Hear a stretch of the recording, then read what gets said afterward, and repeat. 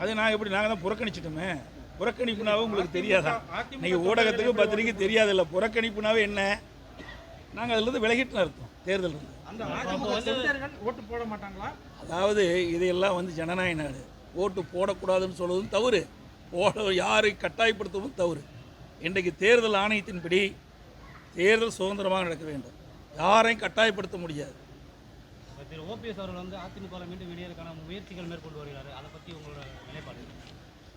அதாவது ஓபிஎஸ் வந்து அவர் நினைக்கலாம், ஆனால் எங்கள் தலைமை அதுக்கு உடன்படாது. ஏன்னு சொன்னால், ஏற்கனவே பொதுக்குழு உறுப்பினர்களால் தீர்மானம் கொண்டு வரப்பட்டு ஏகமானதாக தீர்மானத்தை பொதுக்குழுவிலே நிறைவேற்றப்பட்டு அவருடைய பொறுப்பு அடிப்படை அதிமுக அடிப்படை உறுப்பினர் நீக்கப்பட்டு விட்டார். அவரோடு 3 பேர் நீக்கப்பட்டிருக்கின்றார். அவர் எப்பவுமே இயக்கத்துக்கு விசுவாசமாக இருந்த வரலாறே கிடையாது.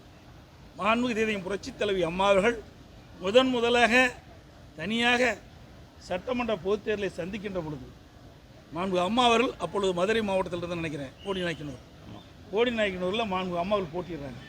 அம்மாவை எதிர்த்து திரையுலகத்தைச் சேர்ந்த நிர்மலா அவர்கள், வெந்நீராடை நிர்மலா அவர்கள் போட்டிடுறாங்க. அந்த அம்மாவுக்கு சீஃப் ஏஜெண்டாக இருந்தவர் தான் திரு ஓ பன்னீர்செல்வம் அவர். அப்பொழுதே அம்மாவுக்கு விசுவாசம் கிடையாது.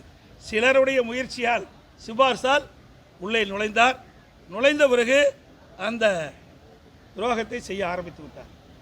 அதுக்கு பிறகு அம்மா அவர்கள் முதலமைச்சராகினாங்க, அமைச்சர் கொடுத்தாங்க, முதலமைச்சராகினாங்க. மாண்புமிகு அம்மா இறந்த பிறகு உடனடியாக தர்ம யுத்தத்தை மேற்கொண்டார். மேற்கொண்ட பிறகு மீண்டும் ஒன்றாக இணைய வேண்டும் என்று எங்களுடைய தலைமை நிர்வாகிகள், இங்கே இருக்கின்ற நிர்வாகிகள் எல்லாம், மூத்த நிர்வாகிகள் எல்லாம் குறிப்பிட்டார்கள். அதன்படி நாங்கள் ஒன்றாக இணைகின்ற பொழுது பல கோரிக்கை வைத்தார். அதில் ஒன்று, மாண்புமிகு அம்மா அவர்கள் மரணத்தில் மர்மம் இருப்பதாக சொன்னார். அதையும் நாங்கள் ஏற்றுக்கிட்டு அதுக்கு ஆணையத்தை நியமித்தோம்.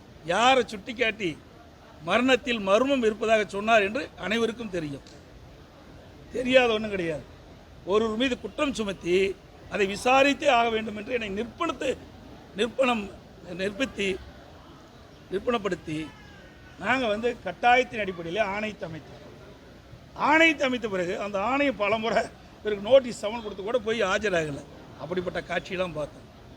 அதுக்கு பிறகு பார்த்தீங்கன்னா நாடாளுமன்ற தேர்தல் 2019 வந்தது. ஒன்றாக இணைத்த பிறகு அவருக்கு முக்கிய பொறுப்பு வேணும்னு கேட்டார்.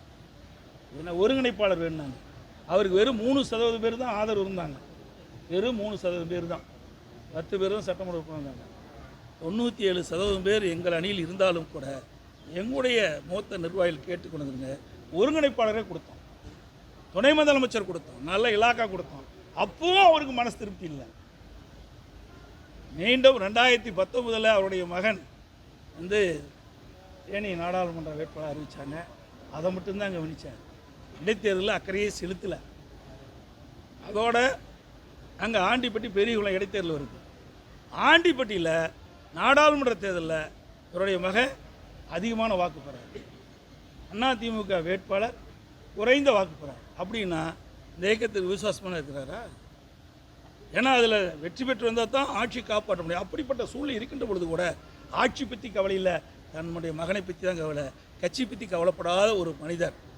அதுக்கு பிறகு பார்த்தீங்கன்னா எங்களுடைய தலைமையில் ஒற்றை தலைமை வேண்டுகின்ற பொழுது சில பிரச்சனைகள் வந்தது, வாக்குவாதம் வந்தது. அனைவரும் ஒருமித்த கருத்தோடு ஏற்பட வேண்டும் என்று சொல்லி இங்கே இருக்கிற மூத்த நிர்வாகி தான் அண்ணன் திண்டுக்கல் அண்ணன், அண்ணன் செல்லூர்ராஜ் அண்ணன், உதயகுமார், ராஜன் செல்வா போன்றவரெல்லாம், இன்னும் காமராஜர், டாக்டர் விஜயபாஸ்கர், அண்ணன் ஓஎஸ் மணிலாம் போய் அவர் வீடு தேடி போய் வேண்டாம், அனைவரும் ஒற்றுமையாக இருக்கலாம் என்று பல முறை பல கட்டங்களில் பேச்சுவார்த்தை நடத்தினோம். ஒத்துக்கவே இல்லை. அப்புறம்தான் அவர் நீதிமன்றத்துக்கு போக வேண்டியது. அப்புறம் பொதுக்குழு கூடிச்சு நடவடிக்கை எடுத்தாங்க.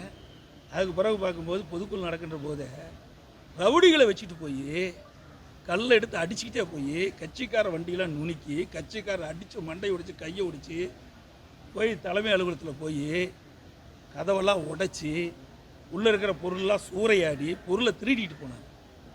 திருட்டு வழக்கெல்லாம் பதிவு செய்யப்பட்டிருக்கு. வழக்கெல்லாம் பதிவு செஞ்சு நடந்துக்கிட்டு இருக்குது.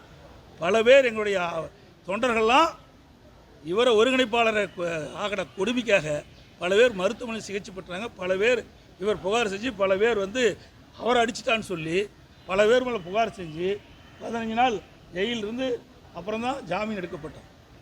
ஆக இப்படிப்பட்டவர் ஒரு சுயநலவாதி. கட்சிக்கு எந்த விதத்திலும் உதவி செய்ய மாட்டார். கட்சிக்காக விசுவாசம் இருந்த வரலாறே கிடையாது. அதுக்கு பிறகு வழக்கு போய் போட்டார். கட்டளையை முடக்க வேணும்னு போய் தேர்தல் ஆணையத்தில் கொடுக்குறாரு. எந்த விதத்தில் நாய். அப்புறம் நீதிமன்றம், அதுக்கு பிறகு தேர்தல் ஆணையம் எல்லாம் எங்கள் தரப்பில் தான் நியாயம் இருக்குதுன்னு சொல்லி தீர்ப்பு வழங்கப்பட்டது. அதன் அடிப்படையில் நாடாளுமன்ற தேர்தல் நடந்தது. நாடாளுமன்ற தேர்தலாவது அவர் வந்து இந்த கட்சிக்கு இணக்கமாக இருப்பார், விசுவாசமாக இருப்பான்னு பார்த்தா ராமநாதபுரத்தில் நாடாளுமன்றத்தில் எங்களுடைய வேட்பாளர் கட்டளை எதிர்த்து போட்டிடுறார். அங்கே அவருடைய வாக்குகள் எல்லாம் பணத்தால் பெறப்பட்டது. அவருக்காக எந்த ஓட்டும் போடல. கட்டளை எதிர்த்து நிற்கிறார். இவர் எப்படி கட்சிக்கு விசுவாசமாக இருப்பார்?